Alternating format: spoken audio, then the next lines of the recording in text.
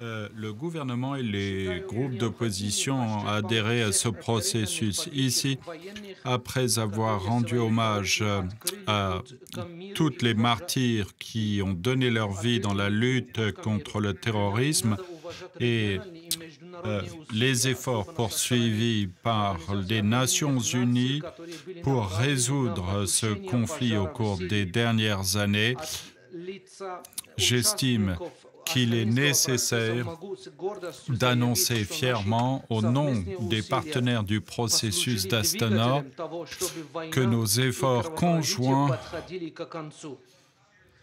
ont permis d'arrêter l'effusion de sang en Syrie et ont permis d'arrêter les activités terroristes en terrorisme et de réduire le risque de terrorisme dans la région et par extension le monde et à poser les bases pour des pourparlers constructifs entre le peuple syrien de différentes confessions.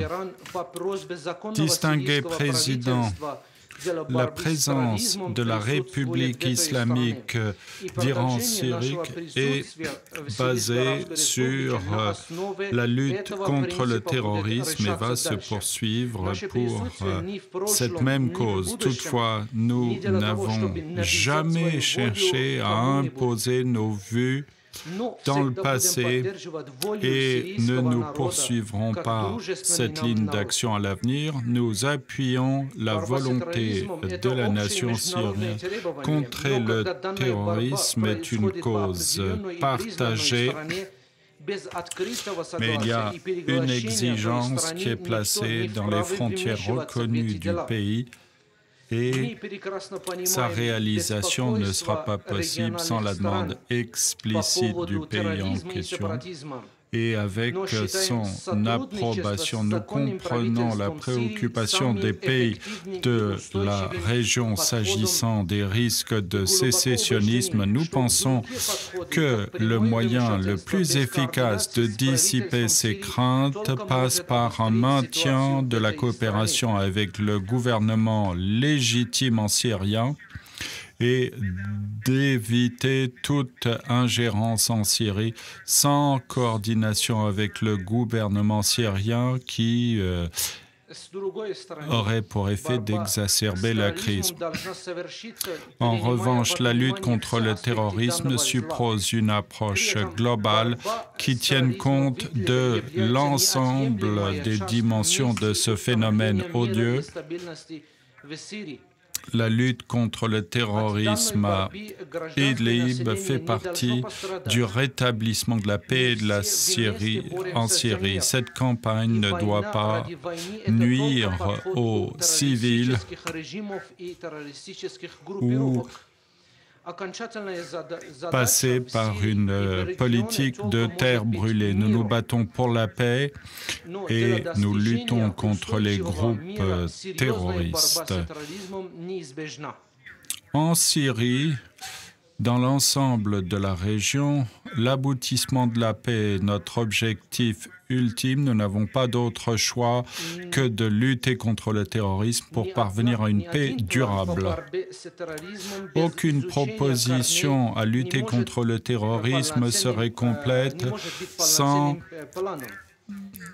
aborder les causes à la base de ce terrorisme.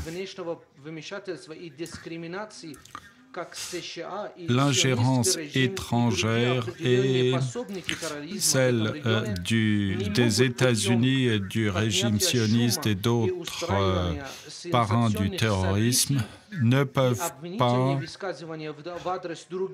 poursuivre leur position avec des échanges d'allégations. Le régime sioniste est un régime qui a suivi les politiques de discrimination ethnique et religieuse, a été façonné par l'agression, ne peut pas relever le flambeau de la lutte contre le terrorisme avec la terre occupée de la Syrie. C'est l'appel lancé par chaque Syrien et conforme aux résolutions internationales pertinentes. Compte tenu de la présence illégale des États-Unis en Syrie, ces mesures agressives, son soutien pour le régime sioniste, les États-Unis ne peuvent pas jouer un rôle positif et constructif dans ce conflit. L'ingérence illégale des États-Unis en Syrie est contraire à toute loi internationale qui a non seulement exacerbé les problèmes en Syrie, mais pose de graves défis au processus de parvenir à une paix durable dans ce pays.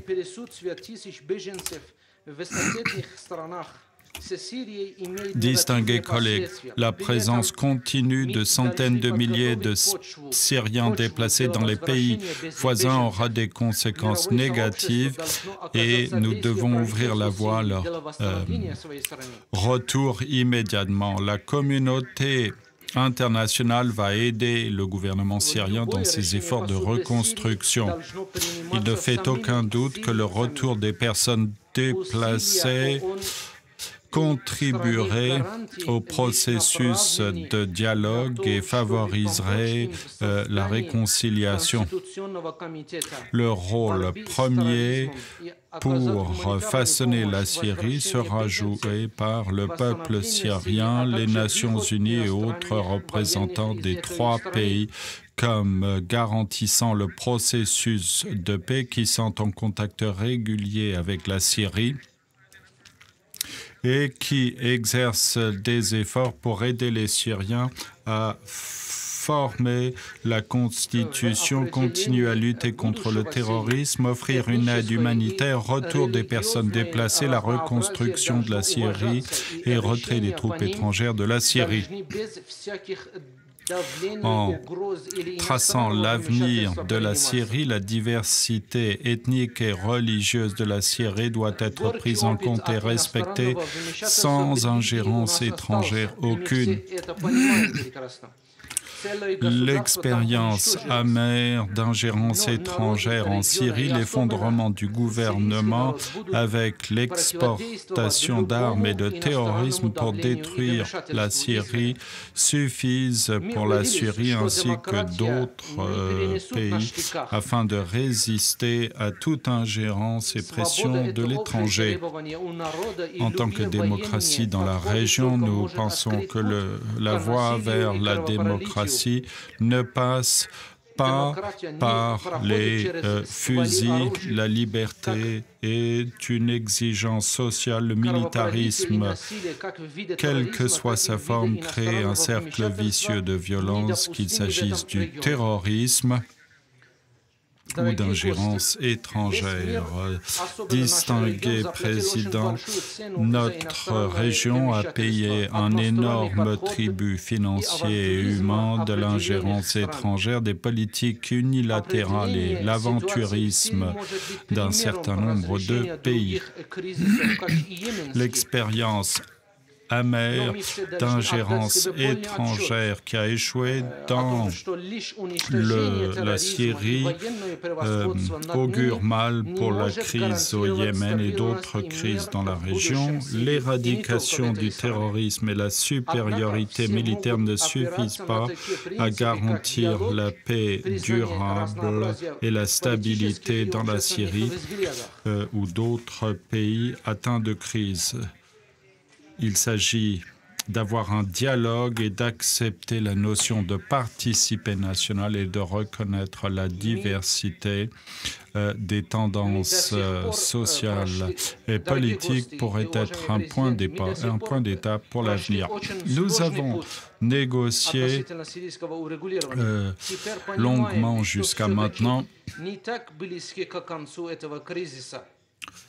Et compte tenu de cette expérience, nous pensons que la voie permettant de mettre un terme à cette crise est proche. Il s'agit d'échanger les prisonniers, assurer le retour des populations déplacées, de penser les plaies de ceux qui ont été blessés pendant les années sombres de la crise et la reconstruction de la Syrie sont certaines des mesures essentielles qui doivent être adoptées. Notre coopération à résoudre la crise en Syrie pourrait servir de modèle pour régler d'autres conflits dans la région.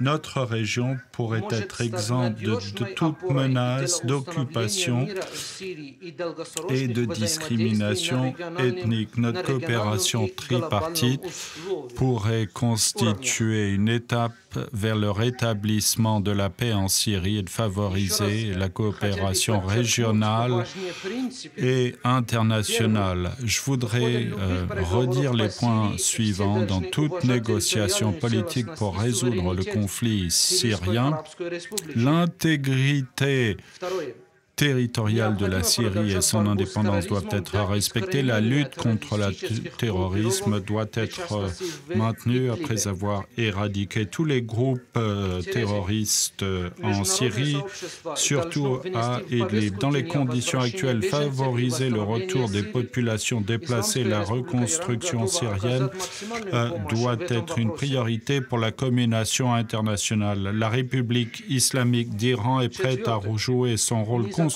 à cet égard.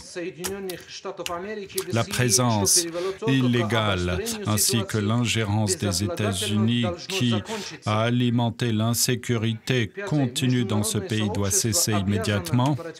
La communauté internationale se doit de contrer les actions du régime sioniste, notamment l'occupation continue d'une partie du territoire syrien qui est contraire à l'existence du gouvernement syrien et se développe sur une base quotidienne. En poursuivant les efforts utiles des trois pays pour résoudre la crise en Syrie, une coopération et une coordination accrue des trois pays est nécessaire pour l'application complète de la paix et de la sécurité en Syrie.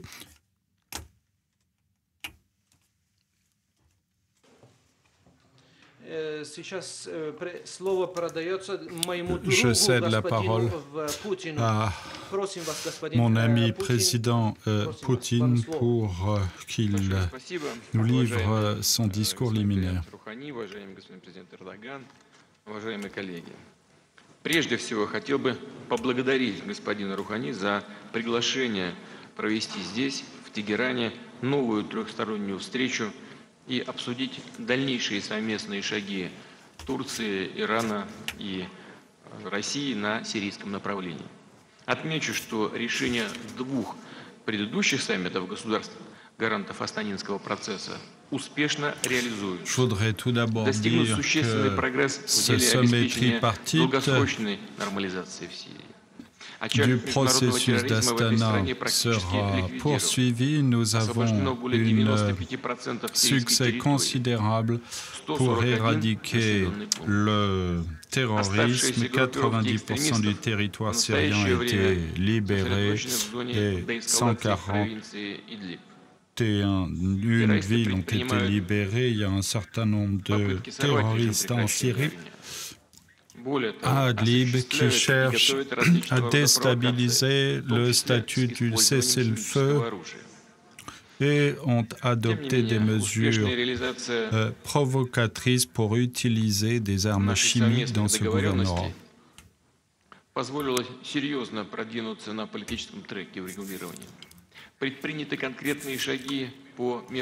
Notre accord a permis de parvenir à une solution politique pour ce qui est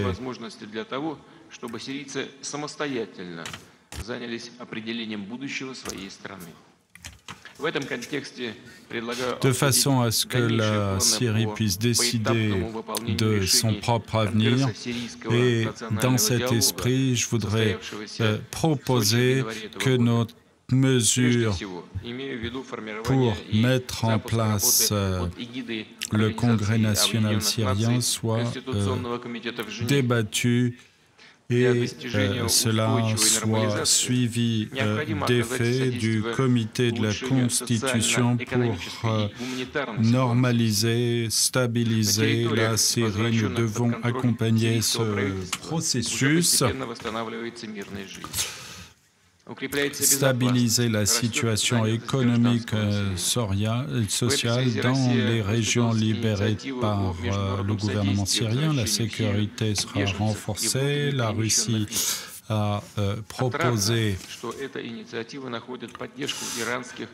que nous lancions un programme national pour le retour des personnes déplacées à leur pays d'origine. Et nous nous félicitons que nos amis iraniens et turcs aient bien accueilli cette initiative et de permettre le retour des réfugiés. Nous avons mis en place un centre coordonné à Moscou pour ces réfugiés, ces personnes déplacées. Et 15 000 personnes ont retrouvé leur pays. La Russie a proposé une aide directe au peuple syrien pour acheminer des médicaments qui seront acheminés vers la Syrie. Nous devons adopter des mesures conjointes pour la reconstruction de la Syrie, pour reconstruire leur agriculture, leur infrastructure. Ainsi, nous pourrons les aider de façon à ce que la Syrie puisse être reconstruite. Avec l'aide de la Russie, de l'Iran et de la Turquie, nous avons accompli beaucoup de progrès en Syrie et j'espère que notre sommet aujourd'hui pourra jouer un rôle très positif et je suis sûr qu'il contribuera à la solution définitive de la crise syrienne. За вашу речь. Вы отметили очень хорошие моменты и принципиальные вещи, что сегодня как раз очень важны для нас и для будущего Сирийской Арабской Республики. Merci, Monsieur le Président, pour les points importants que vous avez soulevés. Je donne la parole au président Erdogan. Le président de la Turquie, vous avez la parole.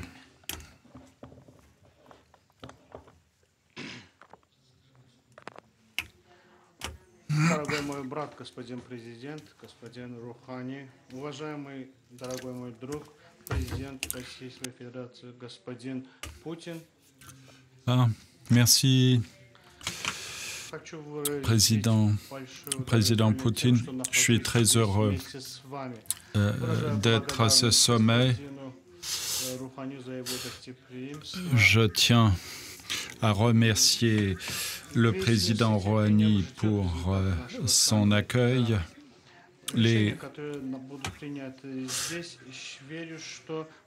L'opinion publique mondiale attend avec impatience les décisions qui seront prises ici et nous serons à la hauteur de leurs attentes. Je voudrais vous donner un compte-rendu basé sur l'esprit d'Astana et montrer notre disposition à assurer la confiance en Syrie, le maintien de son intégrité territoriale, de trouver une solution au conflit.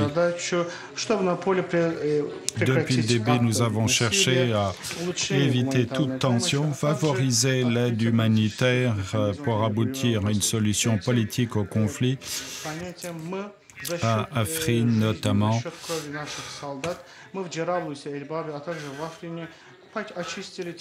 Nous avons mis en péril la vie de nos soldats pour éradiquer le terrorisme de la région, pour rendre la paix et la sécurité en Syrie et créer les conditions pour le retour des migrants également dans le cadre du processus d'Astana.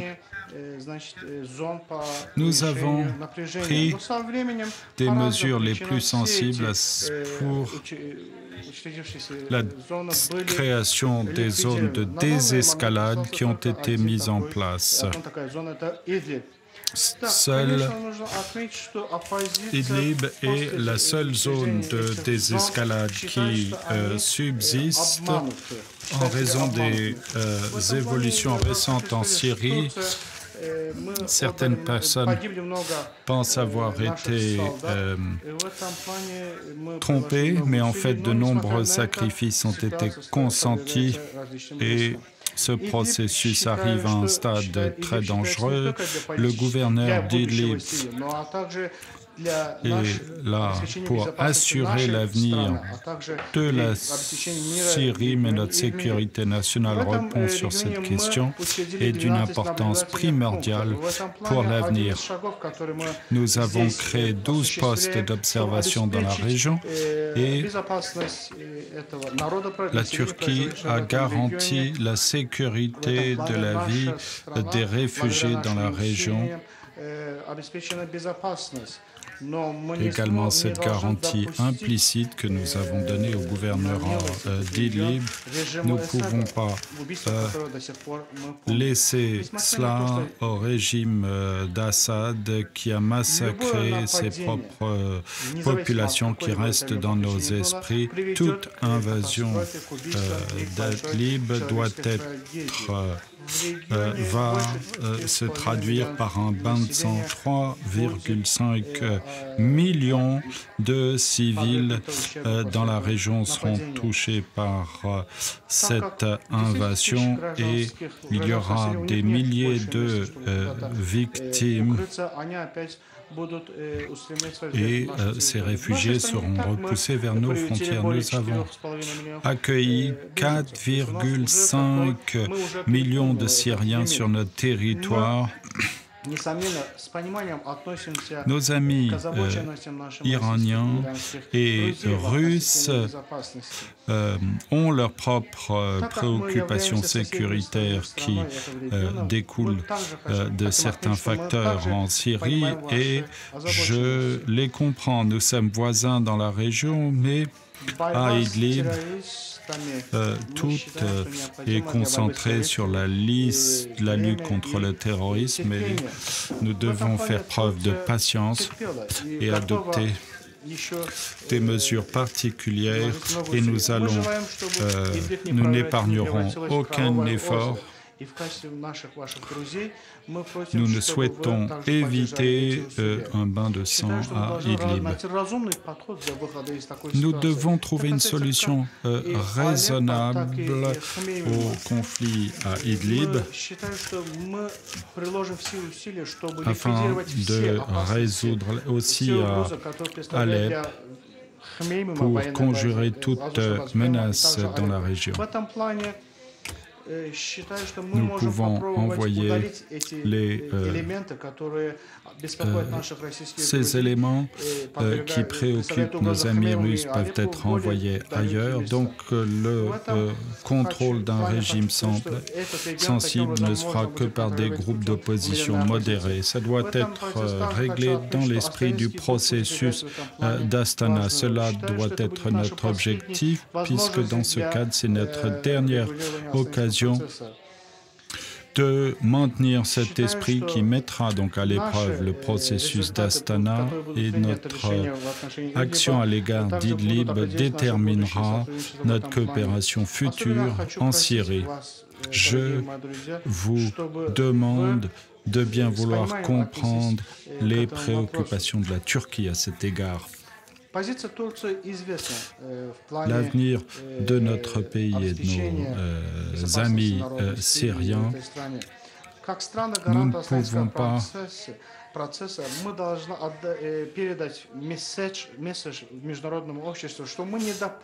partant de ce sommet, nous devons annoncer à l'opinion publique internationale que nous n'allons pas permettre un autre événement tragique de se produire alors que tous les regards se tournent vers Idlib. Il y a également des troupes étrangères qui, au prétexte de lutter contre Daesh, ont pris des mesures avec de nouveaux objectifs qui ne pas être niés. La menace de Daesh a disparu, mais eux suivent leur propre fin. Daesh aide d'autres groupes terroristes dans la région. Il y a environ 2 millions de camions d'armes américaines qui ont été transportés avec 3000 avions cargo et ces groupes gagnent en puissance, ces groupes terroristes. Et si ces groupes terroristes se sont concentrés et gagnent le pouvoir à l'est de l'Euphrate, menacent pas simplement la sécurité de la région, de notre territoire, mais également l'intégrité territoriale de la Syrie.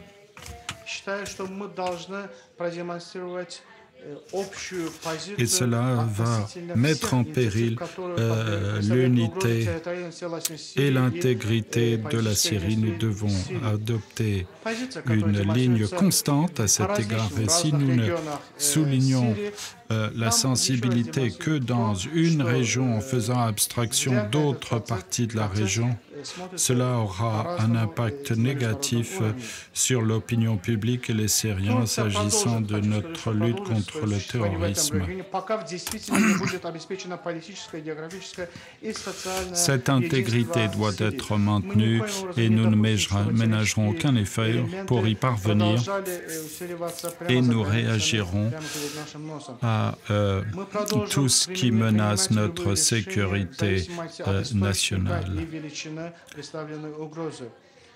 Мы поддерживаем решение безопасности Совбеза ООН под номер 2254. В этом плане при сотрудничестве со специальными Sur la base de la résolution de l'ONU, si nous coopérons avec le représentant spécial de l'ONU dans la Syrie pour mettre en place une commission de la constitution en Syrie avec des élections libres et équitables, il nous paraît condition que cette condition soit mise en place dès que possible et le retour des personnes déplacées le plus tôt possible et la reconstruction de la Syrie doit être abordée et le retour doit être volontaire et basé sur une coopération avec l'aide des Nations Unies. Ces réfugiés, leur retour doit être volontaire. Je voudrais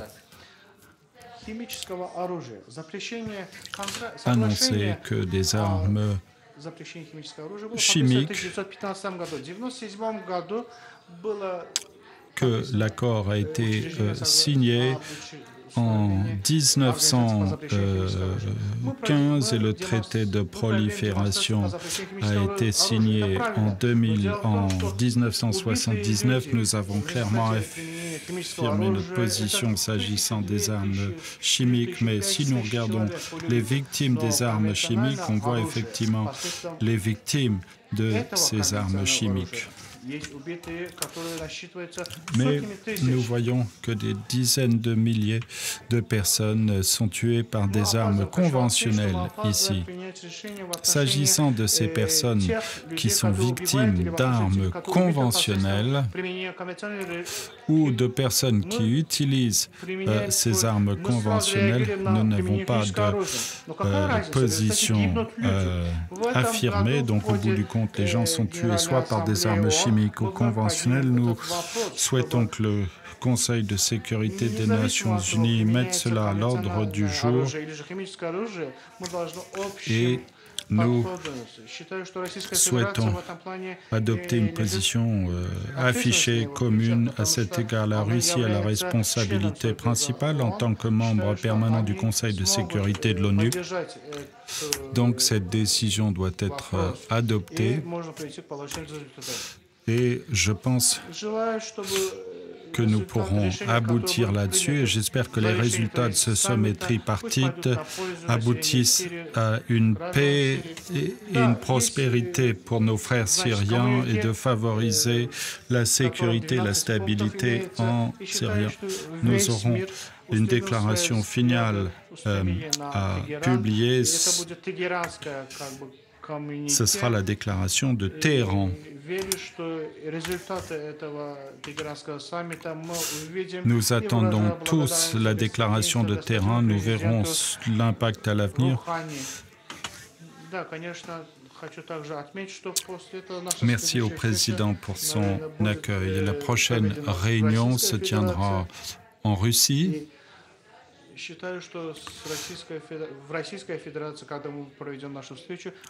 J'espère qu'il y aura une poursuite des développements positifs. Merci.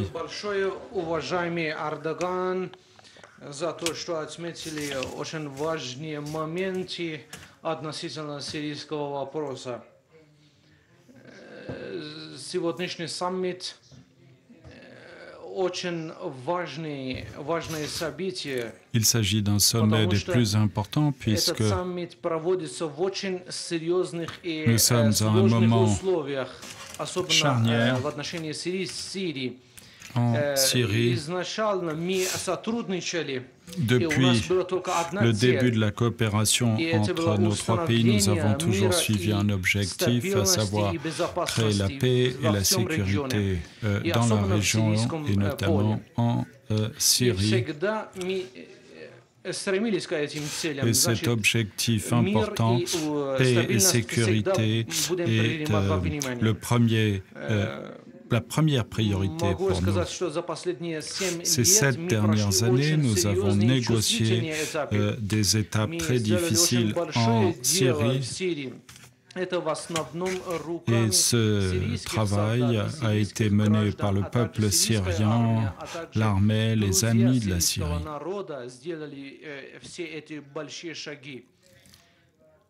Nous avons pris des mesures très importantes en Syrie. Pour la mesure la plus importante a été que les pays qui produisent des éléments terroristes pour développer leur présence et faire avancer leurs propres objectifs, nous les avons contrecarrés. Le régime américain et sioniste qui ont produit des groupes terroristes en Syrie ressentent clairement que le soutien aux terroristes, ils ne pourront pas poursuivre leurs propres objectifs. Deuxième objectif a été de susciter de l'espoir dans la région. Nous espérons pouvoir régler tous les problèmes importants. Nous avons pu sauver un pays qui était au bord du précipice. Donc, l'espoir est vital et cet objectif a été rempli. Mais à ce stade très sensible, nous faisons face à 2 problèmes importants dans la lutte contre le terrorisme. Ensuite, nous aurons à poursuivre d'autres objectifs qui doivent être atteints. L'élaboration d'une nouvelle constitution et la tenue d'élections sur la base de la nouvelle constitution, le retour des réfugiés, reconstruction de la Syrie, favoriser la démocratie en Syrie.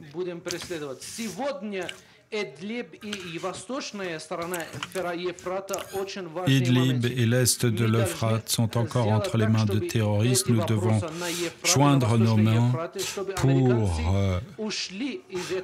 obliger les États-Unis de se retirer de la région, car ils continuaient à nourrir l'insécurité dans la région. Nous devons résoudre le conflit à Idlib pour mettre un terme au terrorisme et notre combat ne doit pas nuire aux civils. Il est donc important que nous poursuivions notre coopération à cet égard. специалисты, и они проговаривают до определенного момента, что касается с точки зрения политической сферы, а также, чтобы pour assurer le suivi du cessez-le-feu, la réduction de la tension. Et nos experts se préparent au prochain sommet. J'espère que notre coopération, nos consultations, notre coordination pourra se poursuivre en vue de négocier, de régler le conflit et la mise en œuvre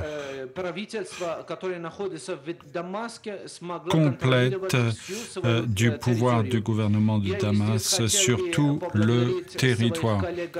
Je remercie mes chers amis, le président Poutine et le président Erdogan, s'ils souhaitent ajouter quelque chose, sans quoi nous pouvons adopter la déclaration.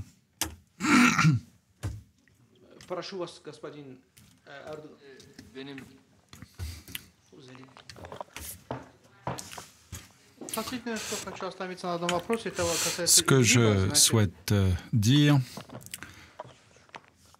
à ce stade,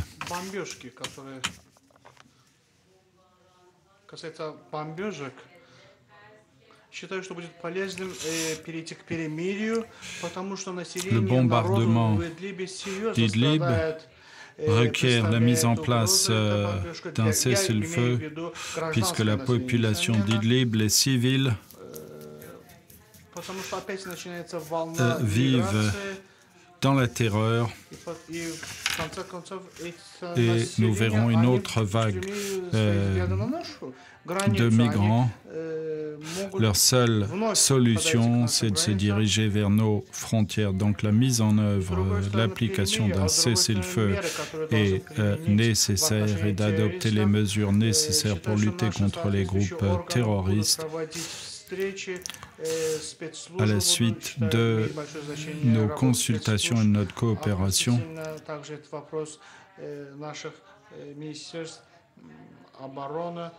et également la coopération dans les services de renseignement et de défense est capitale. Nous prenons cette mesure cruciale, la mise en œuvre du cessez-le-feu. C'est le dernier point que je souhaite souligner.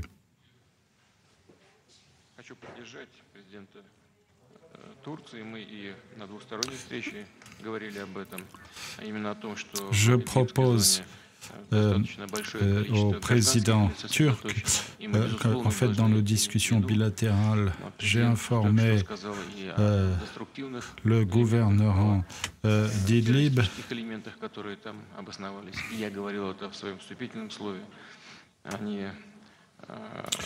Il parle d'opérations dangereuses par les groupes terroristes à Idlib. Dans ma première intervention, j'ai dit que ces terroristes ont adopté des mesures de provocation avec des obus lancés. Nous ne pouvons pas faire abstraction de ces bombardements. Nous devons parvenir à une décision conjointe avec le président turc sur toutes les dimensions de cette crise difficile en Syrie. Nous devons résoudre cela ensemble.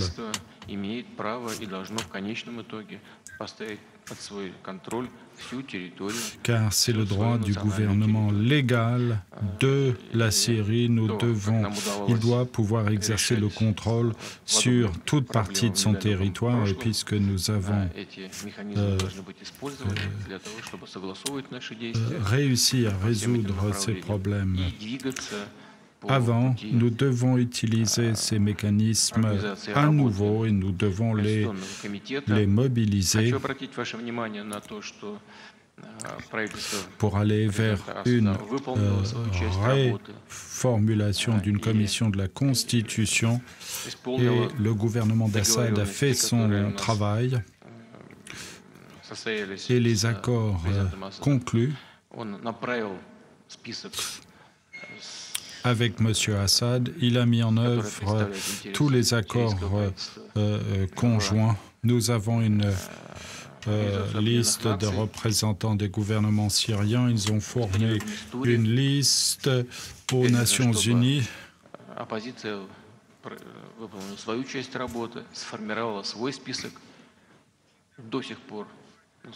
Ils doivent respecter leur partie de l'accord. Ils ont fourni une liste de leurs représentants. Le ministre m'informe qu'ils ont fourni leur liste, mais il y a une troisième partie. Nous devons mettre en œuvre la commission sur la Constitution avec le représentant des organisations sociales. Ça doit se faire le plus tôt possible. Nous devons accélérer le processus et mettre en œuvre une solution politique et diplomatique.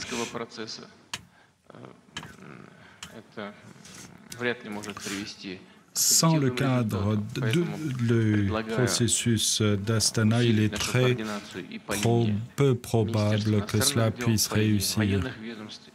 Notre coopération doit être accrue dans le cadre du processus d'Astana, également par nos ministères des Affaires étrangères et nos services de renseignement. Если уважаемые президенты согласны с сегодняшним выводом, что J'en conclus donc que nous sommes dans une situation très importante. Nous devons éradiquer le terrorisme en Syrie. Nous devons également ne pas nuire aux civils. Nous sommes tous d'accord là-dessus. Nous devons poursuivre notre coopération, accroître nos consultations, nous devons nous retrouver plus régulièrement, nous devons poursuivre notre dialogue avec l'aide de nos experts. Nous avons une très lourde responsabilité à ce moment charnière, comme l'a dit le président Poutine. La question de la Constitution est déterminante pour nous tous. Nous devons tous conjuguer nos efforts afin de parachever l'élaboration de la Constitution. Il est clair pour nous que de prendre les dernières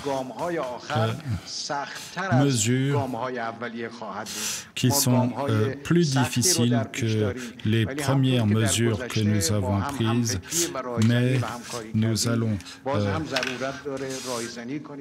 grâce à la coopération et nos consultations, nous devons poursuivre cela afin de parvenir aux objectifs.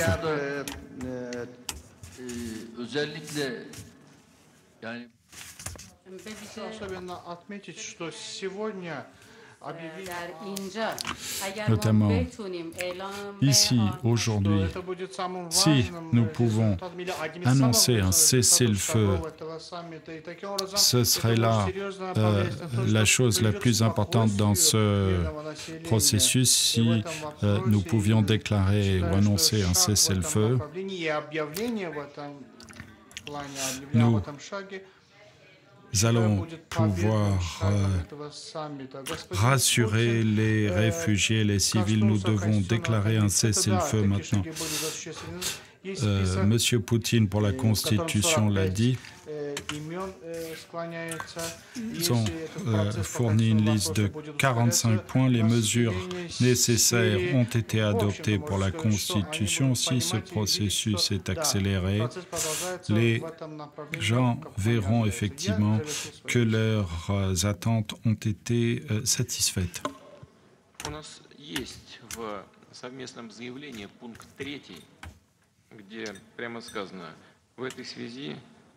Они, то есть мы, рассмотрели положение в Идлибской зоне до эскалации и решили искать пути урегулирования там в соответствии с вышеуказанными принципами и духом сотрудничества, который характеризует Астанинский формат.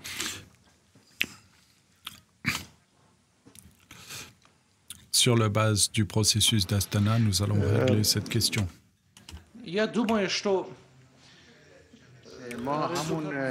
La conclusion de ce sommet est qu'il y aura la déclaration que nos experts des 3 pays ont rédigée et sont parvenus à un accord. Ils ont rédigé la déclaration. Une très bonne déclaration a été rédigée et le sommet doit adopter cette déclaration. Si les présidents sont d'accord, nous allons pouvoir adopter cette déclaration.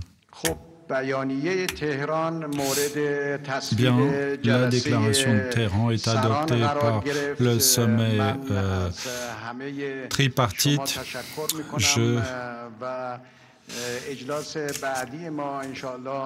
vous remercie. Le prochain sommet se tiendra dans la Fédération de Russie.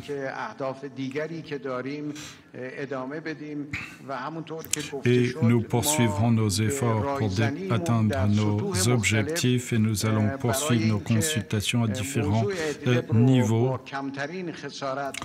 afin de résoudre la crise d'Idlib en faisant le moins de mal possible aux civils. Le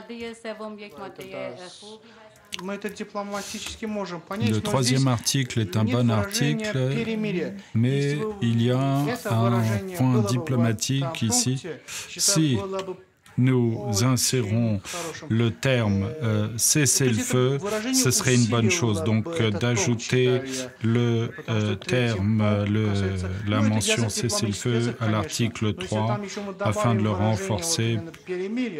Je vous propose donc d'ajouter la mention cessez-le-feu à l'article 3. Ça permettra de renforcer la déclaration. И тем более нет представителей Джабхат ан-Нусра или ИГИЛ и сирийской армии. Значит, мы можем, на мой взгляд, я считаю, что президент Турции в целом прав. Puisque les représentants de l'armée syrienne sont là, je pense que le président turc a raison.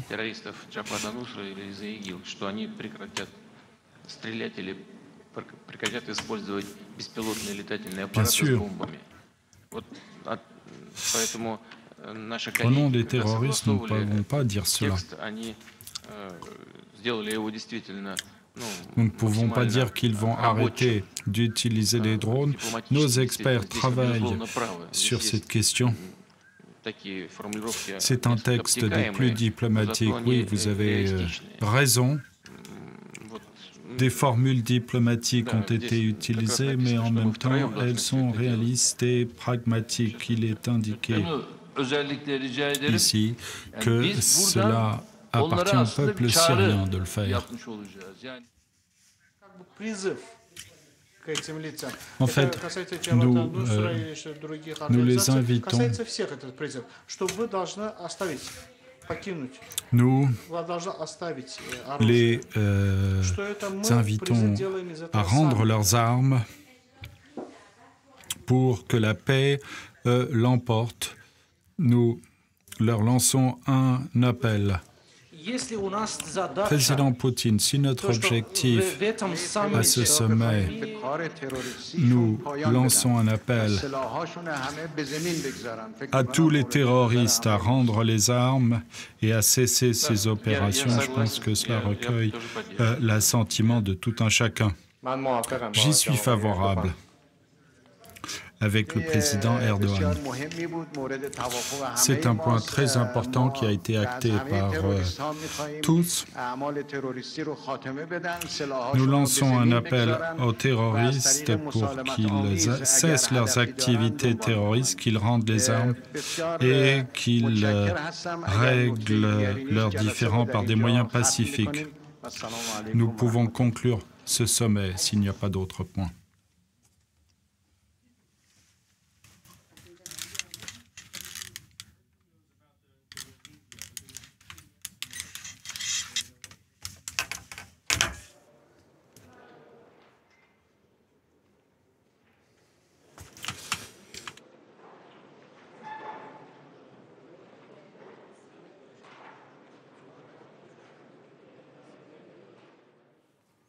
Voilà, donc pour ce sommet qui s'est tenu entièrement en direct, on va en parler déjà de la forme de ce sommet de Téhéran parce que c'est signifiant. Mariam Pirzadeh, notre correspondante à Téhéran avec moi sur ce plateau, et également Manaz Shirali. Bonjour, merci d'être notre invitée. Vous êtes politologue, enseignante à Sciences Po et directrice d'études à l'ISTR, l'Institut des sciences théologiques et religieuses de Paris. Merci beaucoup d'être avec nous. Tout d'abord, Mariam, est-ce qu'on peut voir dans ce sommet qui se passe devant les caméras de télévision, où tout est négocié en direct, un signe quelconque, et pourquoi finalement cette transparence? Alors c'est assez incroyable parce que les dernières conférences de presse, enfin les dernières visites de Vladimir Poutine ou d'autres ministres des Affaires étrangères se déroulaient à huis clos. C'est-à-dire que nous, journalistes, nous ne pouvions pas nous rendre, en tout cas de très loin. C'était extrêmement sécurisé, pas de conférence de presse, notamment je pense à Jean-Yves Le Drian qui était venu il y a quelques mois à Téhéran. Pas de conférence de presse après. Là, ce moment qu'on vient de vivre en direct sur France 24 est quand même incroyable parce que c'était en public, à la télévision, retransmis donc en direct, et chacun a exposé ses divergences. On a bien vu que effectivement il y a des divergences, il n'y a pas d'unité entre ces trois dirigeants qui ont maintenant entre leurs mains les clés de l'avenir de la Syrie. Ça, on le savait. Et Recep Tayyip Erdogan qui est extrêmement incisif. Nous réagirons à tout ce qui menace notre sécurité nationale. Et puis, il fallait absolument conclure cette déclaration. En fait, c'est une déclaration. Donc, finalement, on ne sait pas vraiment, on ne connaît pas les modalités s'il va y avoir une opération sur Idlib ou non. C'est une déclaration pour le moment. Ils vont se réunir de manière plus régulière. C'est ce que Hassan Rouhani a annoncé. Alors, on a vu cette passe d'armes, Manaz Shirali, sur cessez-le-feu, pas cessez-le-feu. Recep Tayyip Erdogan ne voulait pas lâcher, il voulait qu'il y ait ce terme de cessez-le-feu dans la déclaration, alors qu'en face, Hassan Rouhani et le président russe Vladimir Poutine voulaient laisser ce cessez-le-feu aux Syriens. La Turquie, elle est isolée dans ce groupe d'Astana aujourd'hui ? En fait, tout laisse à croire que tous les trois pays sont arrivés à un certain accord. Sinon, ils n'auraient pas adopté la déclaration qu'on ne sait pas ce que c'est, déjà. Donc, la Turquie n'est pas aussi isolée que ça parce qu'ils sont arrivés à un certain accord. Cela dit, dans les trois discours des trois présidents, on peut trouver quand même certains points de convergence. C'est que tous les trois ont parlé de terrorisme.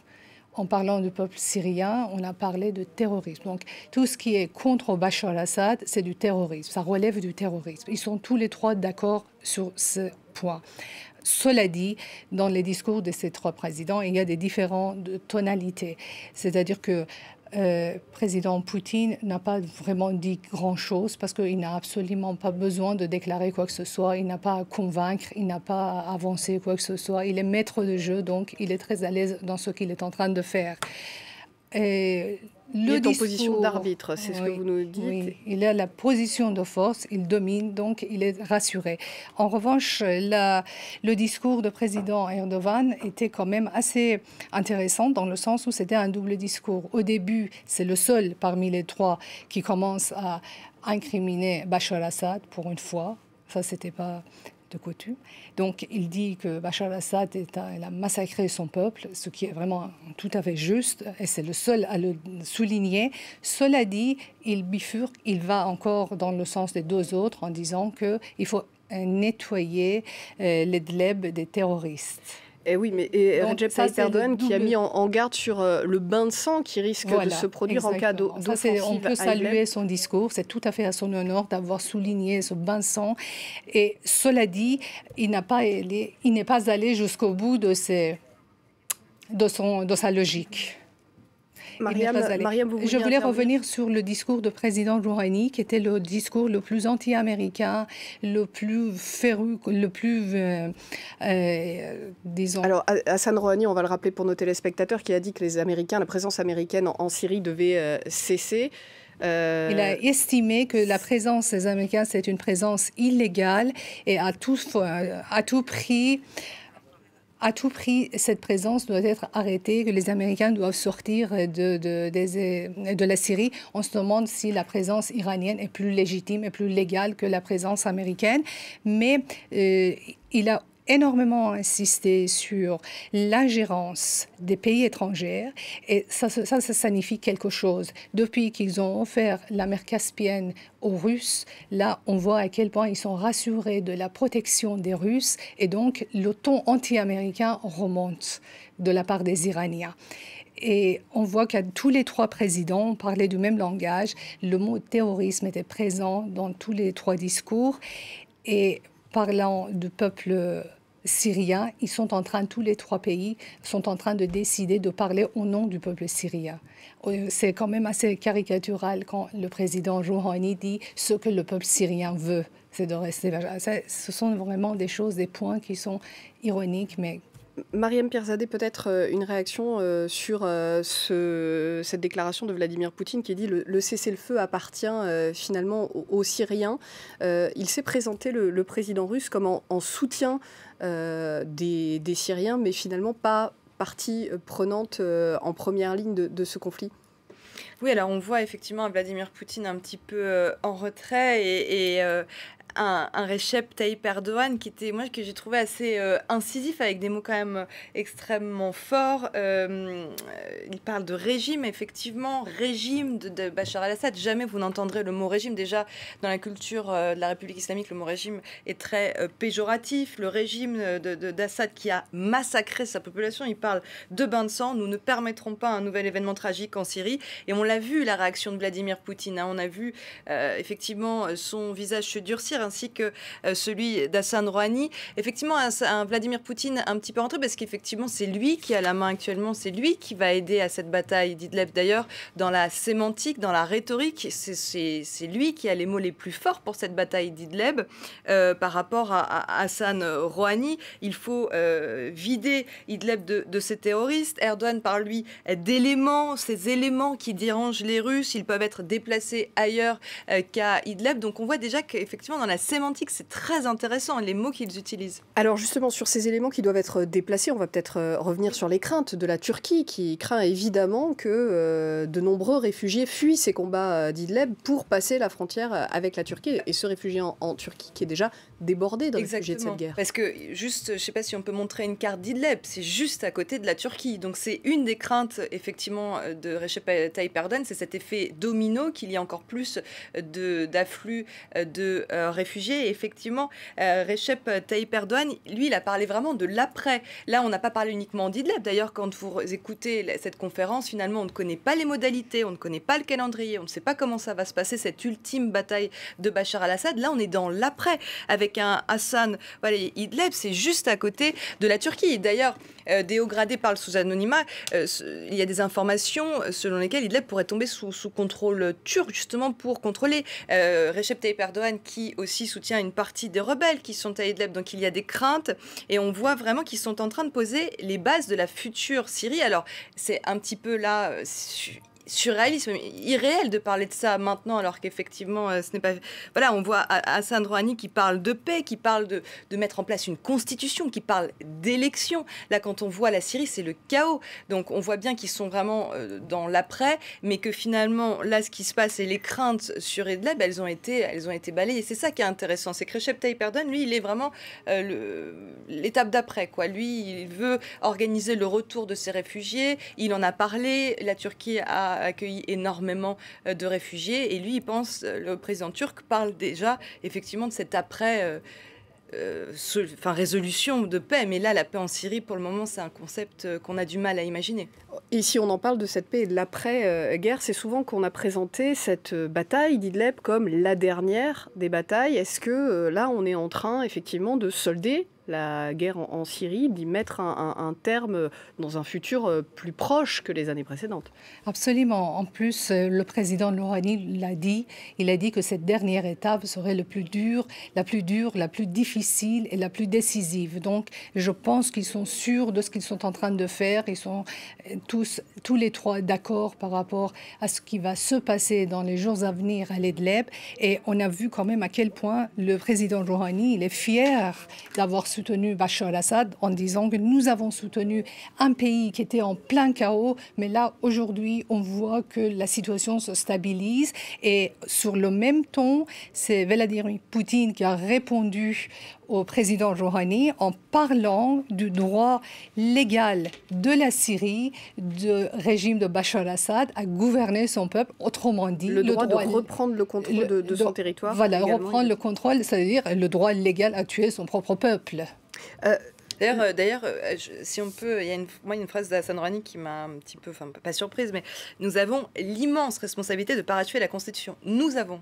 C'est-à-dire que ce n'est plus la Syrie et Bachar al-Assad, c'est donc Astana, donc ce sommet d'Astana, c'est la Turquie, la Syrie et l'Iran. Nous avons la responsabilité, nous espérons régler tous les problèmes, nous sommes à un moment charnière, c'est-à-dire que la responsabilité maintenant de ce pays, là, c'est officiel, et c'est ça que montre aussi cette déclaration de Téhéran et ce sommet à Téhéran, c'est que le sort de la Syrie, elle est entre les mains des 3 présidents. D'ailleurs, il y a une... On voit que la conférence de presse se met en place. On va pouvoir l'écouter. Peut-être un mot, Manal Chirali. Nous avons l'insistant, enfin, il a beaucoup insisté sur nous parce que les Iraniens craignent profondément que les Russes les marginalisent. Donc, dans cette insistance sur nous avons la responsabilité dans le futur, c'est qu'ils veulent absolument assurer leur futur en Syrie. Je vais vous interrompre parce qu'on va écouter cette conférence de presse qui suit immédiatement cette déclaration conjointe. On va donc écouter si on en apprend un petit peu plus sur cette déclaration de Téhéran.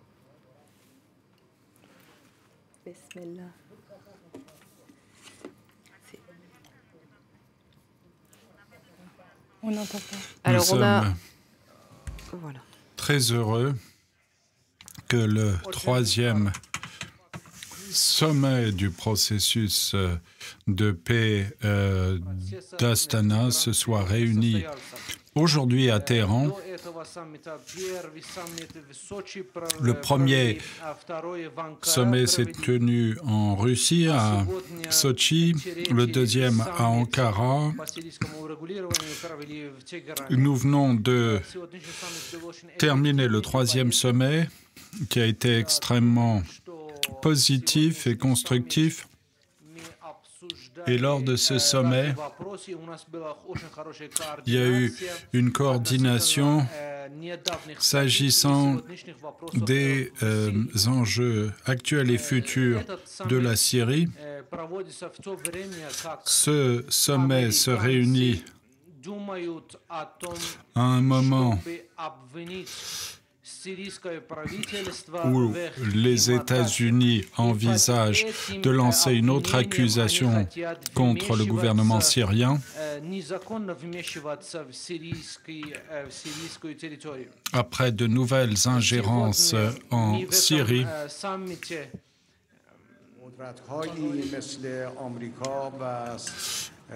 Et nous sommes pour la non-ingérence des puissances comme les États-Unis et le régime sioniste.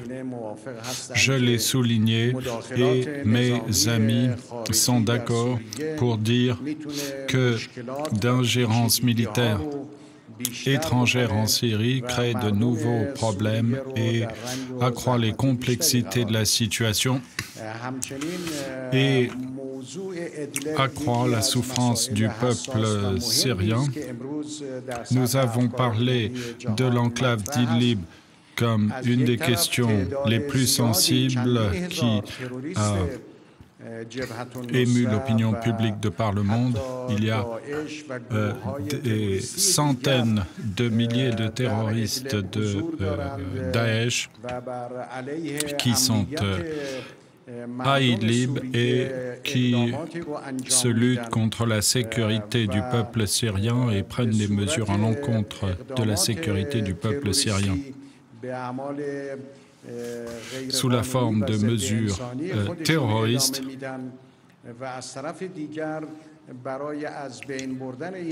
Il mène des actions pour éradiquer ces terroristes. Compte tenu de l'immense population civile, cette préoccupation a été cessée et des mesures doivent être prises pour que les civils soient protégés. Et dans le processus formel, nous devons poursuivre nos négociations et nous sommes tombés d'accord pour dire que, autant que faire se peut, nous devons encourager les terroristes à rendre leurs armes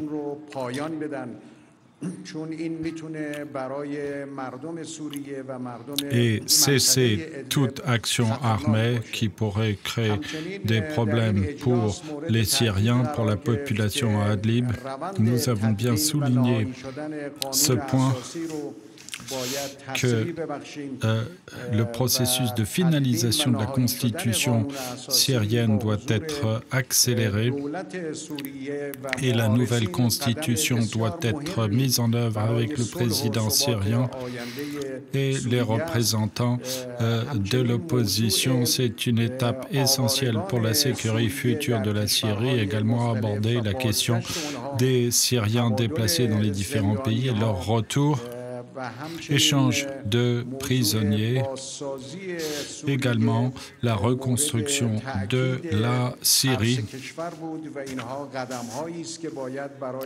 Les trois présidents ont souligné ce point, également des mesures pour l'avenir de la Syrie.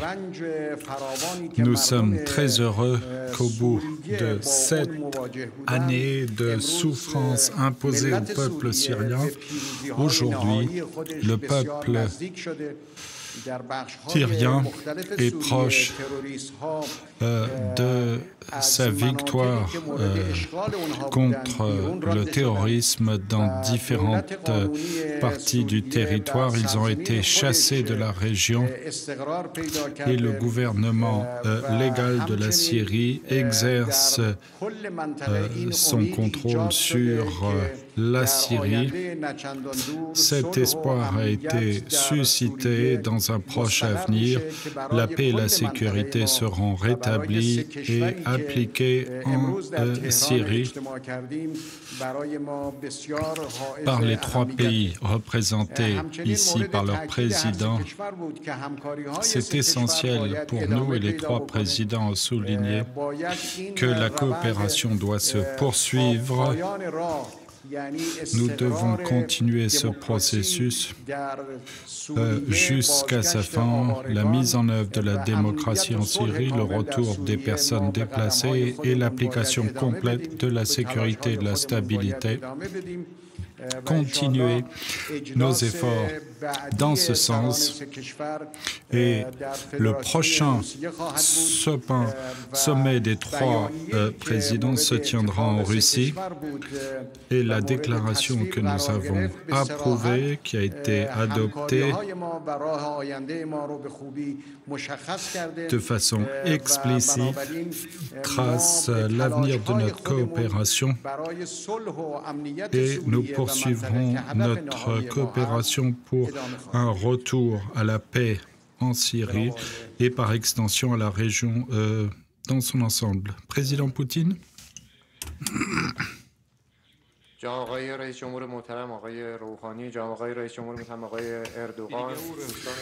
Monsieur le Président, Monsieur Erdogan, chers amis, au cours de la négociation, s'est déroulé dans une ambiance de travail amicale. Nous avons abordé les questions clés pour parvenir à une solution politique et diplomatique à la crise syrienne. La déclaration définitive a été approuvée. Nous avons évoqué nos accords. La Russie, la Turquie, l'Iran vont jouer un rôle actif dans la lutte contre le terrorisme,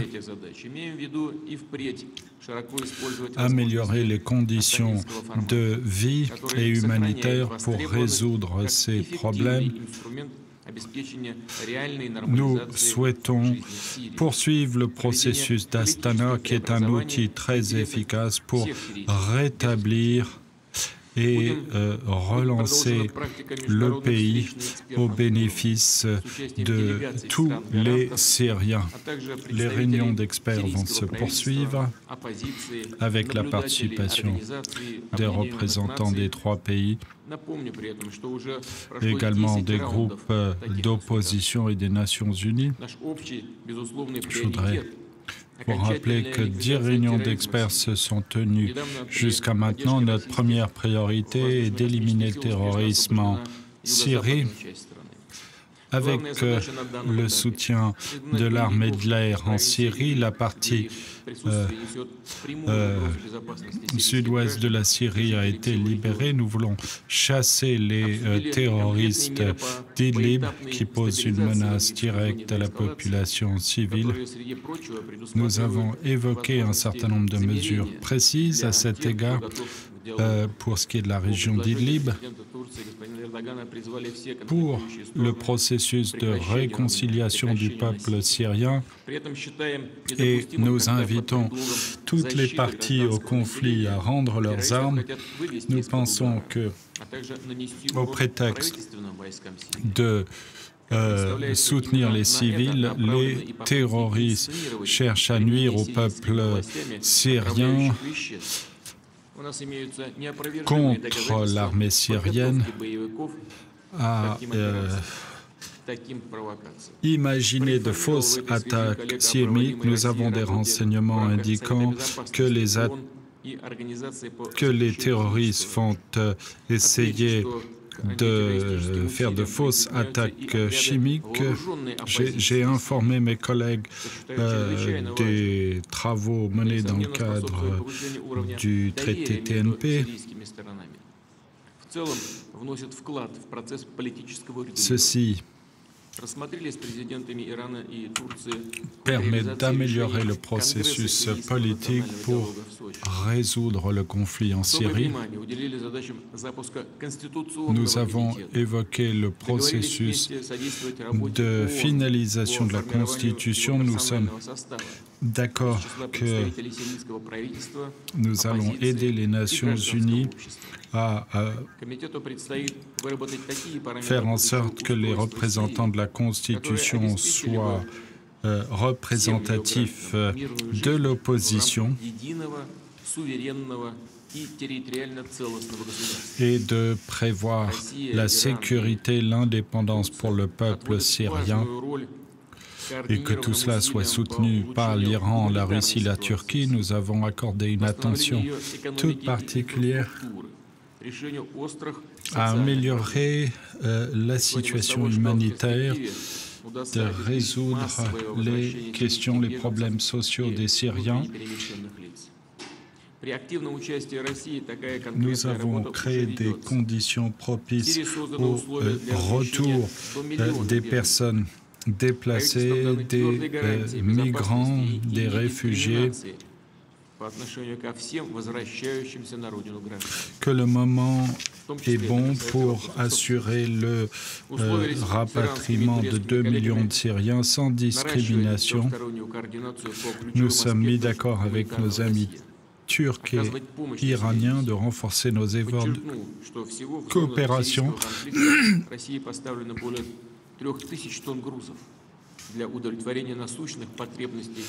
Je voudrais dire que la Russie a donné 3000 tonnes de vivres à la population syrienne. Nous avons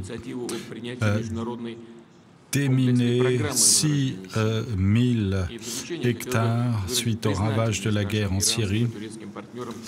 Il doit y avoir une reconstruction internationale de la Syrie et je souhaite remercier mes amis iraniens et turcs pour les points utiles qu'ils ont soulevés et je remercie le président Rouhani pour son accueil. Je suis sûr que les résultats de cette réunion vont contribuer à la stabilité et la paix à long terme.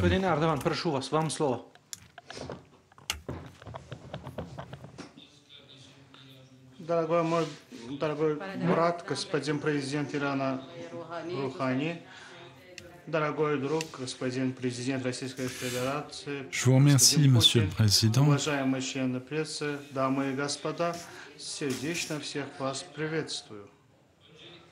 Прежде всего, хочу выразить благодарность господину Рухани лично и от имени своей делегации за гостеприимство. Je vous remercie pour l'accueil qui nous a été offert. ты не печалишься, не страдаешь от того, как другие люди страдают, n'êtes pas touché par la douleur des autres. И сегодня мы здесь находимся по той причине, Vous ne pouvez pas comprendre la sympathie que nous éprouvons avec nos frères et sœurs syriens en cherchant à régler, à mettre un terme à ce conflit humanitaire tragique lors de ce sommet tripartite dans sa troisième édition ici afin de créer la sécurité, la stabilité a été très bénéfique et nous permettent également de faire le point sur la situation réelle en Syrie. Около 8 лет продолжается конфликт. И, несомненно, было бы неразумно ждать решения этого вопроса в один день. Но, с другой стороны, мы не как другие не смотрим за этим пожаром, а ищем пути для потушения этого пожара, en une seule journée. Mais contrairement à d'autres qui ont tourné le dos au feu, nous avons cherché à éteindre le feu. Plutôt que de mettre l'accent sur la division, nous avons cherché à mettre l'accent sur les points communs. Le processus d'Astana était un catalyseur pour les pourparlers de Genève pour parvenir à une solution diplomatique à ce moment charnière, préserver les efforts par suite de sacrifices. Nous devons également réaffirmer notre détermination à atteindre des résultats. Le deuxième sommet qui s'est tenu en avril de cette année, nous avons constaté des évolutions dans la région et dans le monde. Nous avons suivi tous ces développements et l'échec à contenir l'armée syrienne aura des conséquences catastrophiques. L'invasion d'Idlib aura des conséquences catastrophiques. Nous avons mis en place 12 postes d'observation afin de continuer à rétablir la paix. Nous avons adopté des responsabilités très importantes, protéger les civils et de séparer les terroristes. Maintenir le statu quo à Idlib est essentiel puisque Idlib reflète l'entièreté de la Syrie. Si nous faisons fausse route, cela aura de graves conséquences dans la région en mettant en œuvre des mesures dangereuses qui font peser un risque sur la vie des civils. Nous ne ferons que mettre de l'huile sur le feu du terrorisme. Nous avons toujours cherché à lutter contre le terrorisme. Nous avons ouvert nos bras à nos frères et sœurs. Nous ne souhaitons pas voir le conflit se poursuivre. Nous ne voulons pas voir une intensification de problèmes pour le gouvernement d'Idlib. C'est très important pour nous.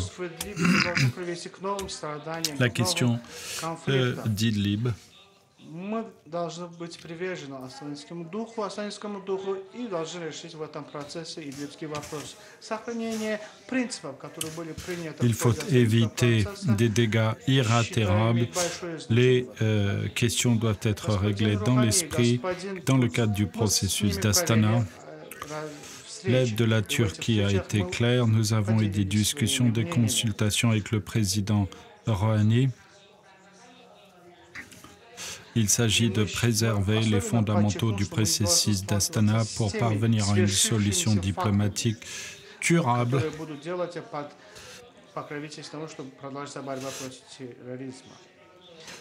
Mais nous ne devons pas adopter des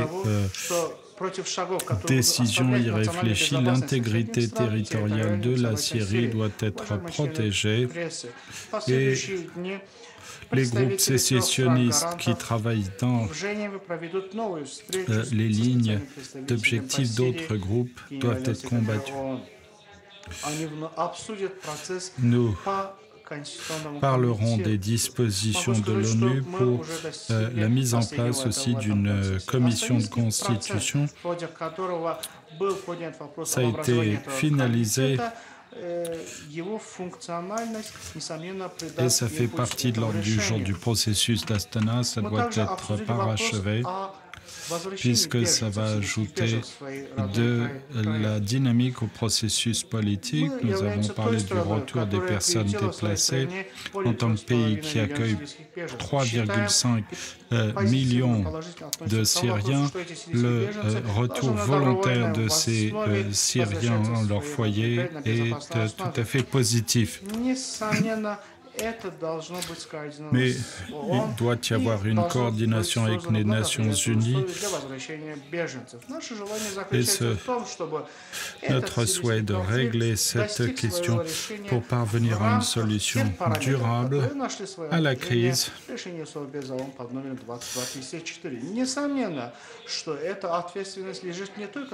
Dans le cadre de la résolution 205 des Nations Unies, cette responsabilité repose pas simplement sur les 3 pays, mais sur tous les pays. Nous devons nous mettre d'accord. La Turquie va continuer à proposer à remplir, à atteindre cet objectif et que cela soit bon au peuple syrien. Merci.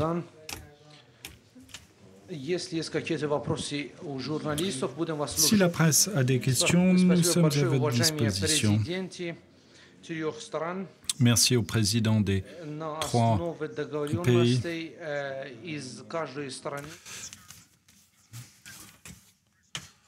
Chaque pays a droit à une question. La première question sera posée. Voilà, on reviendra tout à l'heure sur